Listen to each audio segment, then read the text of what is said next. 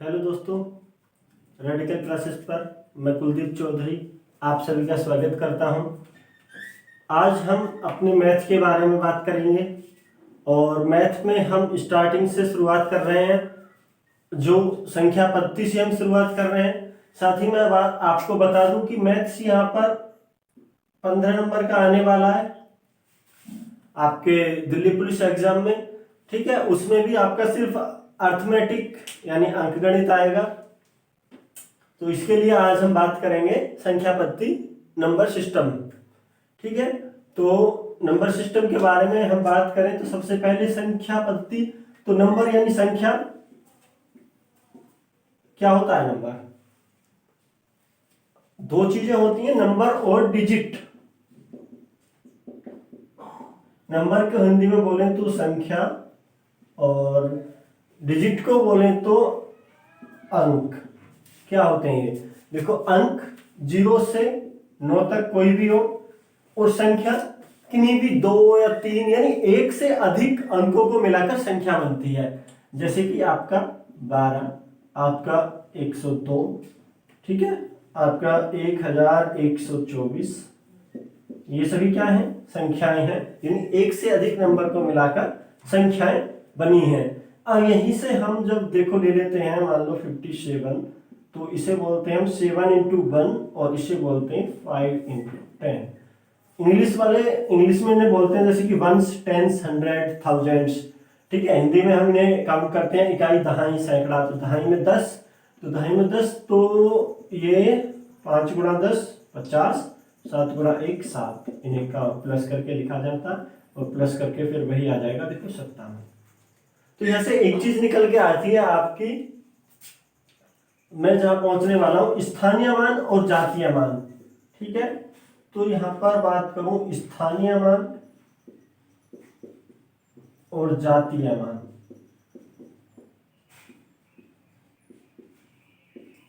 ठीक है, तो स्थानीय मान वो उसका खुद का स्थानीय मान होगा जिस स्थान पर वो है, और जातीय मान उसकी खुद की जाति।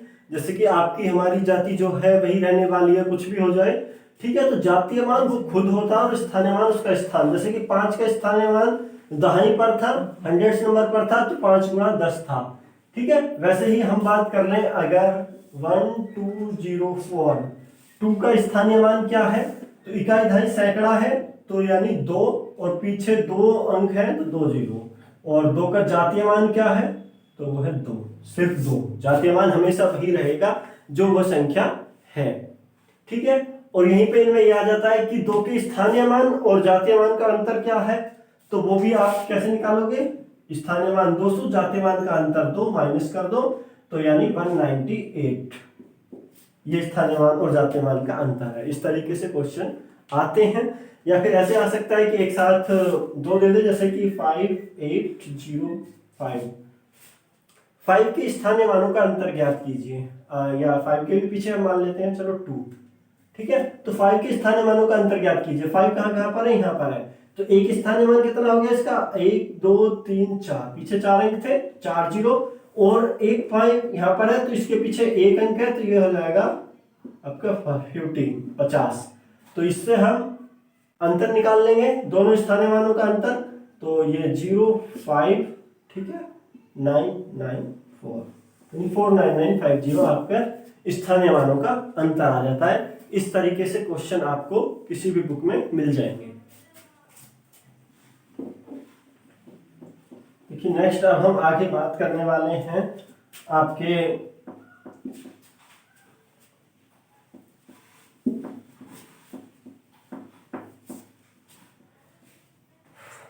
ठीक है, चलिए इससे आगे मैं अब आपकी संख्याओं की बात करता हूँ। ये मैंने संख्याओं के साथ इसकी बात कर ली, आगे फिर दोबारा से हम संख्याओं की बात करते हैं। तो संख्याओं पे सबसे पहले संख्या है प्राकृतिक संख्या। ठीक है,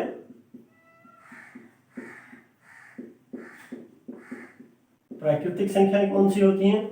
उसके बाद पूर्ण संख्याएं कौन सी होती हैं, जिन्हें होल नंबर बोलते हैं। प्राकृतिक संख्याएं नेचुरल नंबर्स, जिन्हें कैपिटल एन से डिनोट किया जाता है प्राकृतिक संख्याओं को।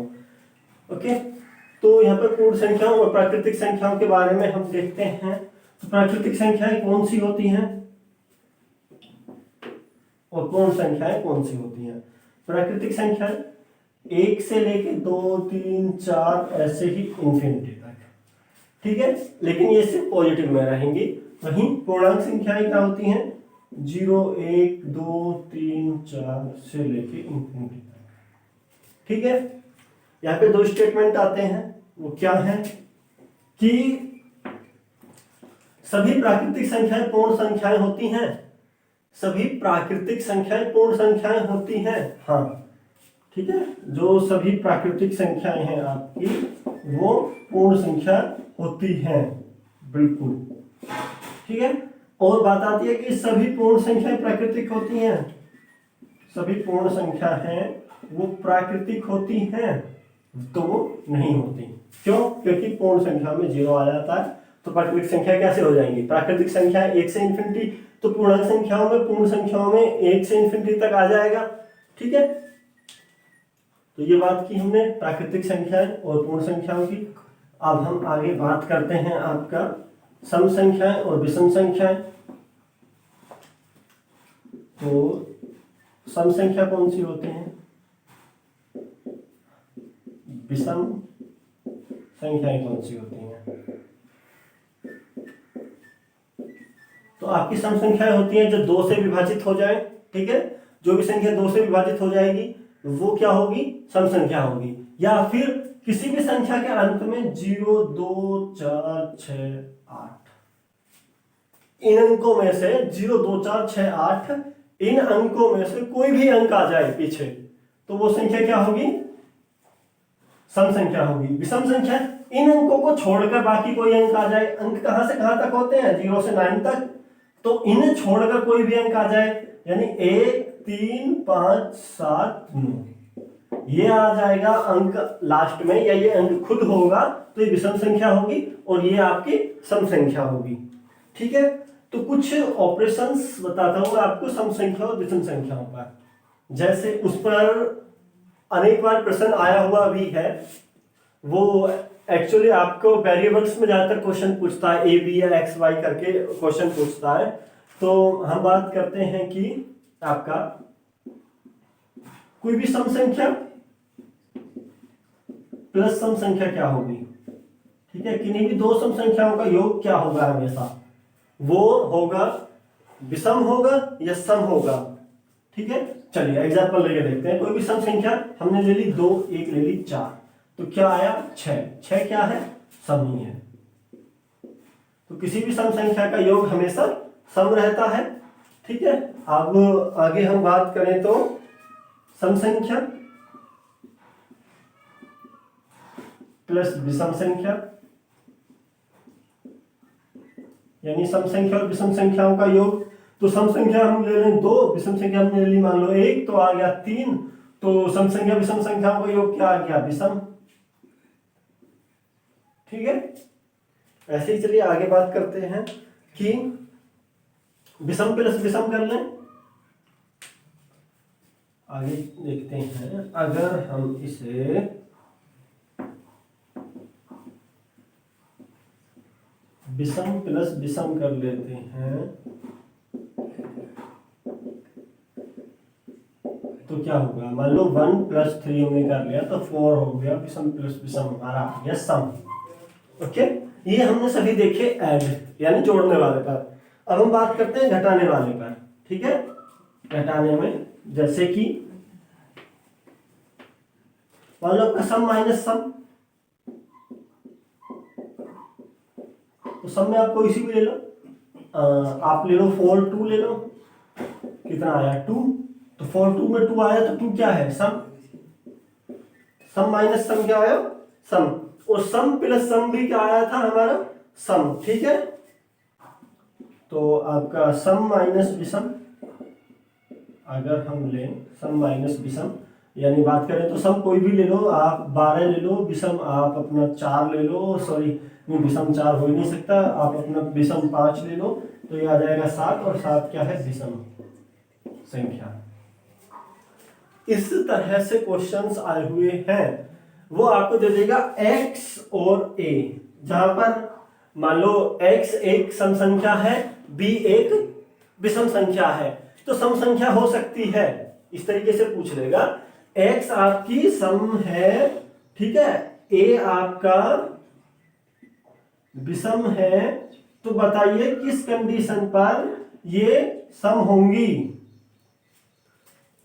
ठीक है, तो किस कंडीशन पर ये सम होंगी, हो सकती है सम विषम, एक सम संख्या और एक विषम संख्या।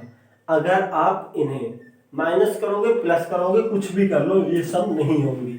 ठीक है, एग्जांपल लेके हम देख लेते हैं। सम संख्या कोई भी हमने 4 ले ली, विषम 1 ले ली, 4 में से 1 गया 3, 3 विषम नहीं है। ठीक है, अब इन्हीं में देख लेते हैं, 4 + 1 5 नहीं है।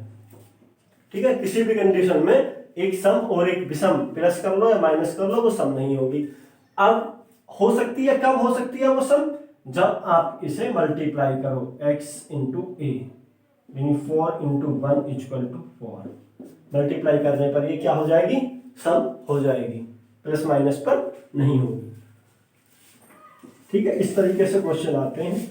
काफी बार एग्जाम में सीधा बिल्कुल पूछ लिया जाता है। 4 जो आपके ऑप्शन रहेंगे उसमें एक में प्लस, एक में माइनस, एक में गुणा, इस तरीके से दिया होगा। ओके, अब हम आगे अगर बात करें तो हमने अपना पढ़ लिया, प्राइम नंबर्स की बात करते हैं। प्राइम नंबर मतलब अभाज्य संख्या। अभाज्य संख्याएं कौन सी होती हैं? अभाज्य संख्याएं वो संख्याएं होती हैं जो या तो एक से या फिर खुद से विभाजित हो। ठीक है, जैसे कि अभाज्य, तो अभाज्य संख्या में मैं आपको एक बात बताऊं, सबसे छोटी अभाज्य संख्या या सम संख्या, सबसे छोटी भी और सम भी कौन सी होती है? 2। ठीक है, उसके बाद 2 के बाद 3, 4 नहीं होगी क्योंकि वो 2 से भी कट जाएगी, 5, 7, 11, 13 और फिर 17, 19, 30, 29, 31, ऐसे ही आगे। ठीक है, तो ये आपके भाज्य संख्याएं हो जाती हैं।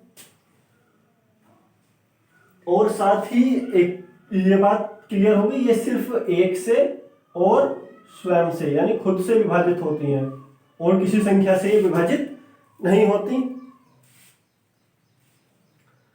उसके बाद हम बात कर लें भाज्य संख्या, यानी जो कंपोजिट नंबर होता है हमारा। तो भाज्य संख्या की बात करें तो जो हमारी अभाज्य नहीं है वो भाज्य होगी। क्या ऐसा है? 2 अंकों की, 2 अंकों की हर वह संख्या जो भाज्य नहीं है अभाज्य होगी, अभाज्य नहीं है तो भाज्य होगी। लेकिन अभाज्य संख्या सबसे छोटी होती है 4, उसके बाद 6, उसके बाद 6 के बाद 7 में भी 8, 9, 10, 12, 14, 15, 16, इसी तरीके से। अब देखो 1 ना तो भाज्य है ना अभाज्य है। ठीक है, उसके बाद 2, 3 अभाज्य, 4 भाज्य। इसलिए हमने ये नहीं बोला कि हर संख्या, लेकिन 2 अंक के बाद 10 से आगे देखो आप, 11, 12, 13, 14, 15, 16, 17, 18 यहाँ जाएगा, 19, 20, 21 कट जाएंगे, 22 कट जाएगा, 23, उस तरीके से। नहीं तो 2 अंकों की जो संख्या होगी तो वो भाज्य होगी, अभाज्य होगी। ठीक है, अब यहाँ पे आपसे एक क्वेश्चन पूछा जाता है, जो क्वेश्चन आता है कि अभाज्य संख्या के अभाज्य गुणनखंड बताइए। ये पूछा जाता है कि संख्या के अभाज्य गुणनखंड बताइए। तो वो किस तरीके से पूछा जाता है, चलिए हम उस पर बात करते हैं।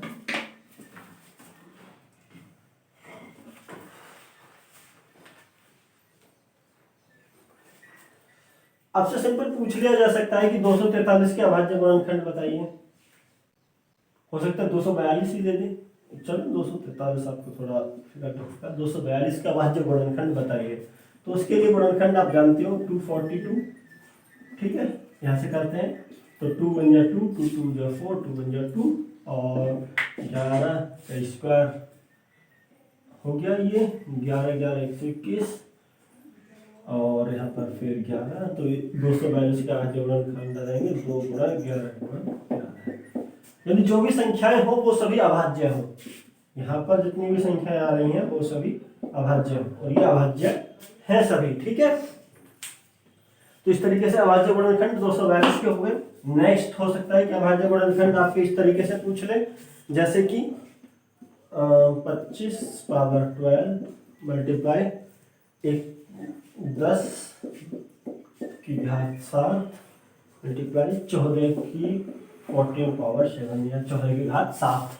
ठीक है, यहां से आपको अभाज्य गुणनखंड बताने हैं, इसके अभाज्य गुणनखंड।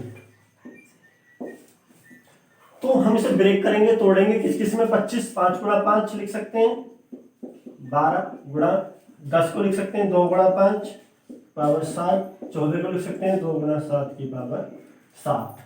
ठीक है, अब यहां से हम बात करें तो 25 की पावर 12 गुणा 25 की पावर 12 गुणा 2 की पावर 7 गुणा 5 की पावर 7 गुणा 2 की पावर 7 गुणा 7 की पावर 7। अब जो 5 है उन्हें एक साथ लिख लो।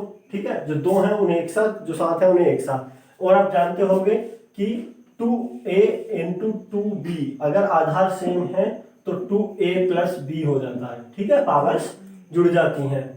फर्स्ट सेकंड, अगर आपका मान लो आपका है xa और इंटू वाई ए, ठीक है, तो यहाँ पर क्या होगा x इंटू वाई यानी एक्स वाई की पावर a, ये दोनों मल्टीप्लाई हो जाएंगे लेकिन पावर वही रह जाएगी। ठीक है, तो यहाँ पर 5 जो 5 5 5, तो 5 की हम बात कर रहे हैं यहाँ पर, 12 12 14 14 और 7 21 गुणा 2 की बात करें तो 2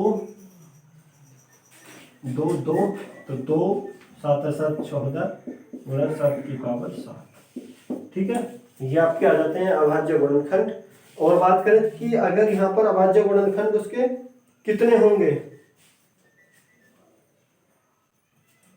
सॉरी 5 की कितना आएगा, 12 और 12, देखिए यहाँ पे दोबारा से देखिए, 5 की 12 12, 2 की पावर 7, 5 की पावर 7, 2 की पावर 7, 7 की पावर 7, 12 और 12 24, 24 और 7 31।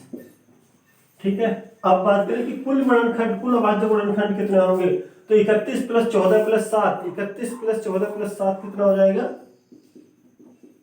14 प्लस 7 3 4 5 52।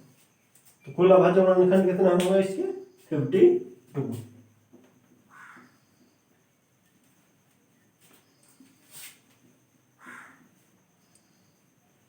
ओके, चलिए आगे देखते हैं। अभाज्य गुणनखंड हमारे हो गए।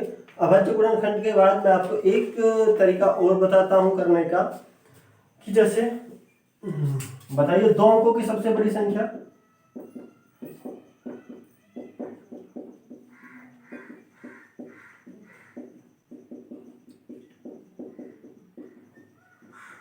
निन्यानवे होती है। 1 अंक की सबसे बड़ी संख्या क्या होगी, तो वो 9 होती है। तो हम बात करें कि 2 अंकों की कितनी संख्याएं होती हैं, 2 अंकों की कितनी संख्या, बताओ 2 अंकों की कितनी संख्या। तो 2 अंकों की संख्या के लिए या 3 अंकों की संख्या के लिए, 4 अंकों की संख्या के लिए हमेशा हम करते हैं, अगर 2 की पूछा है तो 2 अंकों की सबसे बड़ी संख्या लो 99, और उसके बाद 1 आता है तो उससे पहले 1 आता है तो 1 अंक की सबसे बड़ी संख्या लो 9 और उससे माइनस कर दो 90। यानी 2 अंकों की सबसे बड़ी संख्या, सॉरी 2 अंकों की कुल संख्या, 2 अंकों की कितनी संख्या या कुल संख्या कितनी, 90। वैसे ही बात करें 3 अंकों की कुल संख्या, 3 अंकों की कुल संख्या कितनी होती है जो पॉसिबल है, वो देखो आप 3 अंकों की ये हो गई, 3 अंकों की 999, 2 अंकों की 99, यहां से भाग करोगे तो 900, तो आपका ये बन जाएगा 900। ठीक है, ये एक कंसेप्ट था, ऐसे ही आप किसी की भी निकाल कर बता सकते हैं। चलिए आगे देखते हैं।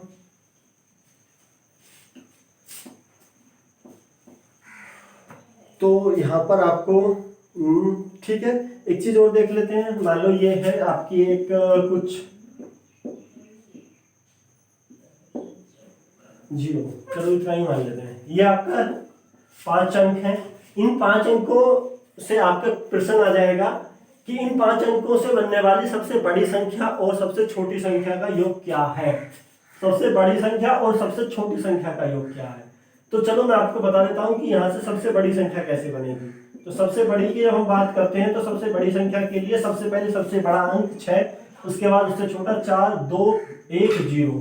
ठीक है, इन्हें डेस्केंडिंग ऑर्डर घटता क्रम में लिख देंगे। उसके बाद हम इसे सबसे छोटी संख्या बनाते हैं, तो हम जब सबसे छोटी संख्या बनाएंगे तो बढ़ते क्रम में लिख देंगे। लेकिन एक बात मैं आपको बता दूं, ये ऐसे नहीं लिखा जाने का 0 1 2 4 6, ये नहीं लिखा जाएगा ऐसे, ये लिखा जाएगा 1 0 2 4 6। जीरो कभी भी छोटी संख्या लिखते हुए पहले नहीं आती, क्योंकि पहले आने पर इसका कोई मीनिंग नहीं रह जाता अगर जीरो पहले आ जाएगी। तो ये सबसे छोटी संख्या, ये सबसे बड़ी संख्या। अब हमें क्या करना है कि इसका योग बताना है। तो योग बताने के लिए इन्हें जोड़ दो, 6 5 4 4 7। लेकिन ठीक है, अब मैं आपको एक ट्रिक बताता हूँ, आप हमेशा इसे देखना। जब भी आप देखो सबसे बड़ी संख्या इसमें आपको देख रही है, तो सबसे बड़ी संख्या में आप जानते हो कि सबसे पीछे आएगा 0। सबसे छोटी संख्या में सबसे बड़ा नंबर पीछे आएगा 6। तो इनका योग करोगे 6, जिस भी ऑप्शन में 6 हो उसे टिक कर दो, लास्ट में 6 हो, ठीक है। या पहले चेक कर लो, तो सबसे बड़ी संख्या में पहले क्या आएगा, पहले सबसे बड़ा अंक 6, और किसी भी सबसे छोटी संख्या में पहले अंक आएगा, 0 नहीं आने का तो 1 आएगा, और 7। पहला अंक 7 और लास्ट का अंक 6। बाई चांस मिल भी रहे हैं ऑप्शन क्या ही, तो पहला साल लास्ट का 6 एक ही होगा डेफिनेटली, दो नहीं होंगे ऐसे, ठीक है। तो ये आपका क्वेश्चन कुछ ही सेकंड्स में सॉल्व हो जाएगा, और ऐसे क्वेश्चंस एसएससी प्रीवियस ईयर में आए हुए हैं, ठीक है। नेक्स्ट चलिए हम बात करते हैं, हमने अभाज्य गुणनखंडों के बारे में बात की। आगे हम बात करते हैं इकाई अंक। इकाई अंक कैसे निकालते हैं, ठीक है। तो इकाई अंक एक तो हो जाता है जैसे कि आपका 34 × 47 × 51, इसमें आपका इकाई अंक क्या होगा। तो इसमें आप इकाई अंक निकालने के लिए एक सिंपल सी बात करो, जो इकाई अंक है वो 4 × 7 × 1, ठीक है। इसका मल्टीप्लाई कर लो, 7 4 20, 28 1 28, यानी हो गया 28। 28 में इकाई अंक हो गया आपका 8, ठीक है। नेक्स्ट क्या तरीका, इस टाइप से क्वेश्चन आएंगे तो उनमें तो आप सभी में इकाई अंक पकड़ना और सॉल्व कर देना। और अगर इस तरह के आपके मल्टीप्लाई वाले में किसी तरीके से आ जाता है ये 4 to 1 × 22 × 4 to 5, अगर दो यानी सम संख्या गुणा 5 कहीं पर भी आ जाती है तो वहां पर इकाई अंक हमेशा 0 आएगा, ठीक है। और अगर विषम संख्या हो, सम ना हो, ठीक है, अगर सम ना हो, सभी विषम हो, ये विषम और ये 5, तो वहां पर हमेशा इकाई अंक 5 आएगा, ठीक है। ये एक बहुत अच्छा कॉन्सेप्ट होता है, एकदम बहुत जल्दी से निगाह घुमाओ और देखो 5 है किसी में लास्ट में, अगर 5 है लास्ट में तो फिर चेक करो क्या सम है, अगर सम नहीं है तो 5 पे टिक लगा दो, और अगर सम संख्या आपको कहीं पर लास्ट में मिल जाती है तो सीधा आप 0 पे टिक लगा दो। और एक तरीके दूसरे तरीके से इकाई अंक निकाला जाता है, जैसे कि हम बात करें क्या कि 4 की पावर 25, इसका इकाई अंक क्या होगा। तो जहां भी जब कभी आपको पावर्स दी गई हो, पावर्स में आप हमेशा एक बात याद रखना कि 25 की पावर है उसमें 4 का भाग दो, ठीक है, 6 6 24 बचा 1। अब ये जितना आपका रिमाइंडर बचता है, शेष बचता है, इसको पावर में रखो 4, इसका इकाई अंक 4 ही आएगा, ठीक है। नेक्स्ट आगे बात करता हूं, देखो और कुछ एग्जांपल्स। 7 7 की पावर 91, तो 91 को आप 4 से भाग दो, 4 से भाग दोगे 91 को, तो 4 2 जा 8 1 11, तो 4 2 जा 8 9 10 11, यानी 3 शेष बचता है, तो 7 की पावर 3, और 7 का क्यूब होता है 343, तो इसमें आ जाएगा आपका 3 क्या आ जाएगा इकाई अंक। ये साइक्लिसिटी यानी चक्रीयता की बात होती है। चक्रीयता क्या होती है कि वहां पर हर 4 अंक बाद आपका नंबर चेंज होता है, ठीक है। ये मैं अभी ज्यादा आपको डिटेल में नहीं समझा रहा हूँ, बस ये बात याद रखना कि हर 4 की पावर्स के बाद वही सेम रिपीटेशन यहाँ पर चलता है। और इसके लिए आप एक और चीज याद रख सकते हैं, वो क्या होगी, वो आप ये याद रख सकते हैं कि 0156 अगर आपका किसी भी अंक में है तो याद रखना कि उसका इकाई अंक ये ही रहेगा, 0 का 0, 1 का 1, 5 का 5, 6 का 6, ताकि उसकी पावर्स कुछ भी हो। चलिए आगे बात करते हैं हम, जैसे कि आपका मान लो 243 की पावर आपका आ गया 19, इसे कैसे सॉल्व करोगे।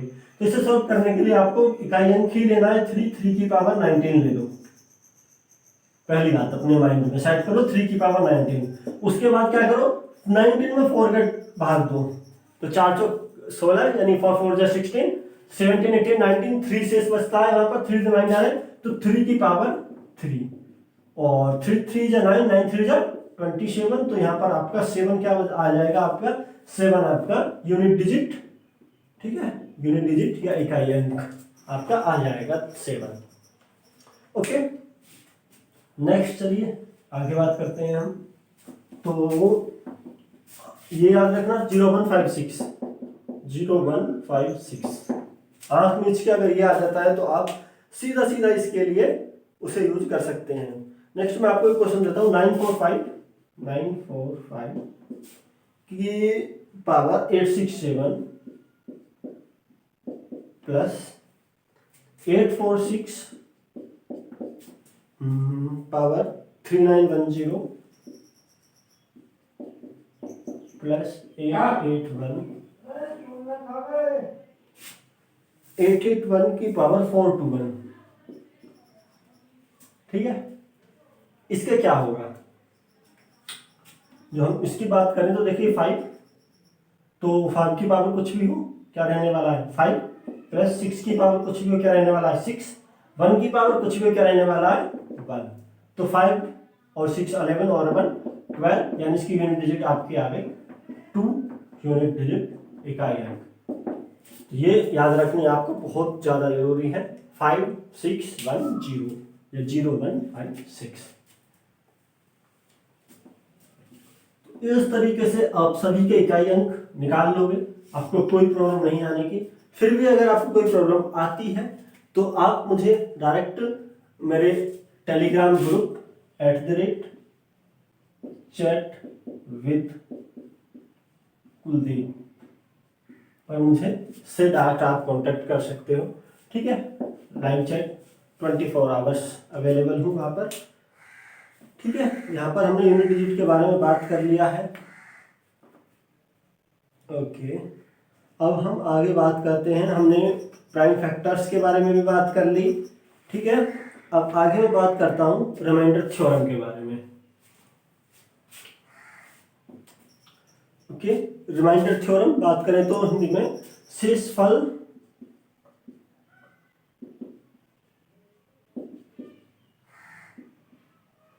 रिमाइंडर थ्योरम, तो उसमें बात करें तो शेषफल परिमेय, हिंदी में बोलते हैं इसे शेषफल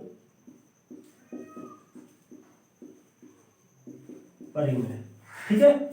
शेषफल परिमेय, और हम शेषफल परिमेय की बात करते हैं तो किस तरीके से इसे हम भाग देते हैं, देखिए।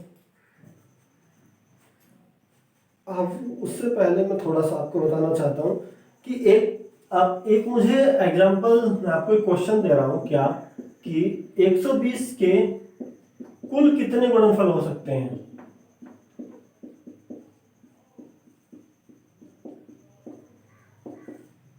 गुणनफल हो सकते हैं, कुल कितने गुणनफल होंगे 120 के। तो अब सिंपल सी बात है, वही चीज फॉलो करेंगे। 120 2 60, 2 से 30, 2 से 15, 3 से 5, 5 से 1, ये चीज फॉलो करने वाले थे आप, है ना।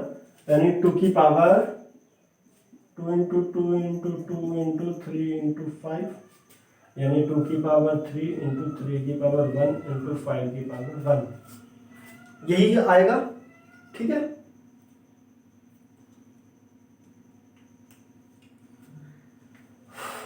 ओके, तो हम क्या बात कर रहे थे कि कुल कितने गुणनफल होते हैं। कुल गुणनफल की जब हम बात करते हैं तो हम एक चीज यहाँ पर फॉलो करते हैं कि पावर देखिए यहाँ पर कितनी है, 3 पावर है तो 1 बढ़ा के लीजिए 4, इंटू 1 है तो 2, इंटू 1 है तो 2, 4 2 जा 8, 8 2 जा 16, तो इसके कुल गुणनफल हो जाएंगे आपके 16, ठीक है।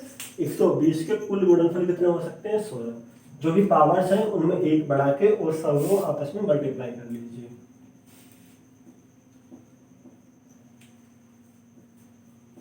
ओके, बात आती है रिमाइंडर थ्योरम की। तो रिमाइंडर थ्योरम में हम देखते हैं कि 2 से विभाजित होने वाले नंबर, 2 से विभाजित कौन कौन से नंबर हो सकते हैं। 2 से विभाजित होने की बात करूं तो अंत में वही 0, 2, 4, 6, 8 हो जिसमें भी, यानी जो भी कोई सम संख्या है वो 2 से विभाजित हो जाएगी। 3 की बात करूं तो संख्याओं का अंकों का योग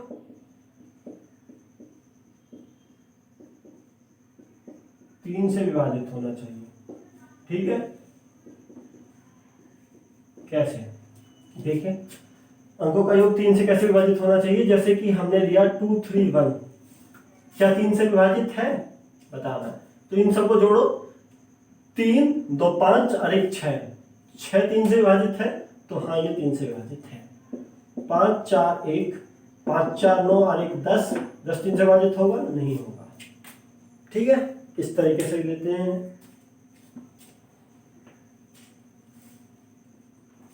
ओके, 4 से विभाजित होने वाले उस संख्या के, यानी जो भी संख्या हो, संख्या के अंतिम 2 अंक 4 से विभाजित हो। ठीक है, जैसे कि संख्या है मान लो 2, 3, 4, 7, तो अंतिम 2 4 से विभाजित है? नहीं है। 4, 7 देखो नहीं होंगे कंप्लीटली विभाजित। ठीक है, 4 1 जा 4, 7 बचेगा, 4 2 जा तो 8 होता है।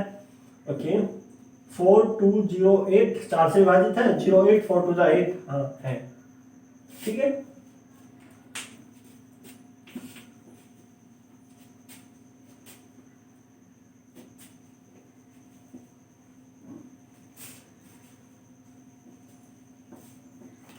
नेक्स्ट मैं बात करता हूँ 5 से विभाजित। तो 5 से विभाजित कौन सा होंगे? 5 से विभाजित हर वो संख्या होगी जिसका अंतिम अंक 0 या 5 होगा। ठीक है, जैसे कि 2 1 0 0 विभाजित है, 1 0 5 5 विभाजित है, 1 7 5 विभाजित है, 1 3 7, पीछे ना 5 है ना 7 है, नहीं है। ओके, नेक्स्ट मैं बात करता हूँ 6 की। तो 6 के विभाजित नियम के लिए 2 और 3 वाला फॉलो होना चाहिए। ठीक है, 2 और 3 वाला कैसे? जैसे कि आपका मान लो 4 2 6 1 2 है, तो अंत में 2 है, 2 से विभाजित हो जाएगा। ठीक है, 2 के लिए तो हो गया। ओके, 3 के लिए चेक करते हैं। तो 2 और 1 3, 3 हो गया, 6 हो गया, 4 5 6 हो गया। आप बेशक इसका अगर कोई बड़ा अंक है, देखो एक चीज और बताता हूं, अगर कोई बड़ी संख्या है तो आप बेशक उसके सभी का योग मत करो। आप एक काम करो, 2 और 1 3, 3 विभाजित हो गया, ठीक है छोड़ दो उसे। 6 6 विभाजित हो गया 3 से, ठीक है छोड़ दो। 4 और 2 6, 6 विभाजित हो गया 3 से, हाँ बिल्कुल। तो अब ये पूरी संख्या 3 से विभाजित हो जाएगी, यानी ये 6 से भी विभाजित हो जाएगी, क्योंकि 2 से हो गई और 3 से भी हो गई। ओके, इस तरीके से हम 6 के लिए फॉलो करते हैं। आगे बात करते हैं 7 के लिए। 7 के लिए अभी रुकिए, 8 के लिए बताता हूँ। 8 से विभाजितता के लिए तो अंतिम 3 डिजिट, यानी अंतिम 3 अंक 8 से विभाजित हो। जैसे 4 2 1 8 6, इस तरीके से मान लो। ठीक है, तो क्या करेंगे, 186 8 से मल्टीपल है, बात करें 8 से विभाजित है। पिछले 3 चेक करेंगे 8 से, तो 8 दूनी 16 17 18, 2 बचे 26, तो 18 बन जाए 18 30 सॉरी 8 सॉरी 18 नहीं 8 8 2 16, 8 3 24, 8 4 32, तो यहाँ बचता है आपका कितना 26 24 आएगा, ये 8 से विभाजित नहीं होगा। ओके, जैसे कि 4 0 नहीं 4 तो हो गया एक बार, 1 2 0 4 1 6 ये ले लिया हमने मान लो। ठीक है, अब 4 1 6 है, 8 से विभाजित करना है, 8 5 जा 40, 1 बचेगा 16, 8 2 जा 16, तो विभाजित हो गया, तो ये सारा विभाजित हो जाएगा। ये पूरी संख्या 5 2 0 4 1 6 ये पूरी विभाजित हो जाएगी। ठीक है, उसके बाद हम बात करते हैं 9 के लिए। 9 से विभाजित होने वाले जो भी नंबर होंगे उनके अंकों का योग 9 से विभाजित होना चाहिए। ठीक है, जैसे 5 4 3 6 1 9 8, खूब बड़ी संख्या ले लो। 9 देखो हो गया, ये विभाजित हो गया। 6 और 3 9 ये विभाजित हो गया। 5 4 9 ये विभाजित हो गया। 8 और 1 9 हो गया, तो ये पूरी संख्या 9 से विभाजित हो जाएगी। ठीक है, आप पूरे अंकों को भी मत गिनो, क्यों गिन रहे हो यार, गिनोगे सभी को बहुत टाइम लग जाएगा। 8 और 1 9 हो गया, 9 हो गया, 6 और 3 9 हो गया, 5 4 9 हो गया, कंप्लीटली हो गया। ठीक है, इसी तरीके से और कुछ एग्जांपल ले लेते हैं। 5 4 6 3 1 2 4 9 से विभाजित होगा, तो चलिए 5 4 9 हो गया, 6 3 9 हो गया, 4 5 2 6, 4 और 2 6 और 1 7, ये आया 7 7 में विभाजित होगा, नहीं होगा। ओके, और चलिए और किस तरीके से आ सकता है, मान लो इसमें यहीं पर पूछ लिया होता, क्वेश्चन किस तरीके से आते हैं, देखो 4 x to 4, अभी पूछेगा x के लिए वह छोटी से छोटी संख्या बताइए, जिसे वैल्यू बताइए कि जिससे वैल्यू पर 9 से ये विभाजित हो जाए कंप्लीटली। तो हम देखिए कैसे करते हैं, 5 4 9 ये विभाजित हो गया, 6 3 9 ये विभाजित हो गया। अब इन्हें देखा हमने x + 2 + 4, ठीक है, तो यानी x + 6, तो सबसे छोटी संख्या बताइए जो कौन सी आएगी, 3 + 6 / 9 कंप्लीटली विभाजित, तो x के लिए आ जाएगा सबसे छोटी संख्या 3। ठीक है, इस तरीके से करते हैं। ओके, 10 के लिए बात करें तो 10 के लिए पीछे 0 होना जरूरी है। ठीक है, लास्ट डिजिट क्या हो, लास्ट डिजिट ये यूनिट डिजिट क्या हो, 0 हो। ओके, तो वो क्या होगी, 10 से विभाजित हो जाएगी। ठीक है दोस्तों, बहुत बहुत धन्यवाद। वीडियो को लाइक शेयर और कमेंट जरूर करना और चैनल को सब्सक्राइब जरूर करना। नेक्स्ट वीडियो में हम अपने यूनिट डिजिट को कंप्लीट करेंगे, यूनिट डिजिट तो कंप्लीट हो चुका है हमारा, हम अपने नंबर सिस्टम चैप्टर को कंप्लीट करेंगे और साथ ही मैं आपको कराऊंगा कल कुछ इससे संबंधित बेहतरीन क्वेश्चंस प्रैक्टिस में। ठीक है, आपका बहुत बहुत धन्यवाद।